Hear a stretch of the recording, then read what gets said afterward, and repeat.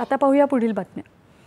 संयुक्त राष्ट्रांचे महासचिव अँटोनियो गुटेरस यांनी सुरक्षा परिषदेतल्या सुधारणांचं जोरदार समर्थन केलं। आजच्या जगाच्या दृष्टीने बहुपक्षीय व्यवस्थेत भारत अत्यंत महत्त्वाची भूमिका निभावत असून त्याचं प्रतिबिंब सुरक्षा परिषदेत पडलं पाहिजे अशी अपेक्षा गुटेरस यांनी व्यक्त केली आहे। संयुक्त राष्ट्रांच्या प्रवक्त्यांनी ही माहिती दिली। संयुक्त राष्ट्रांमध्ये भारत एक मध्यवर्ती भूमिका निभावतोय। त्या दृष्टीने सुरक्षा परिषदेचा प्रभाव आणि प्रतिनिधित्व वाढेल अशा संस्थात्मक सुधारणा तिच्यात झाल्या पाहिजेत, यावर त्यांनी भर दिला।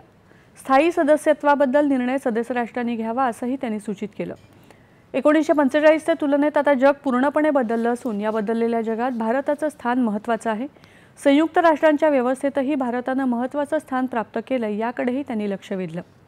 परराष्ट्र व्यवहार मंत्री एस जयशंकर यांनी गेल्या वर्षी राज्यसभेत बोलताना समकालीन जगाचं वास्तव प्रतिबिंबित करण्यासाठी सुरक्षा परिषदेत सुधारणा करून तिचा विस्तार करण्याची गरज अधोरेखित केली होती आणि भारताला त्यात स्थायी सदस्यत्व मिळणं सर्वार्थानं उचित आहे असं प्रतिपादन त्यांनी केलं होतं।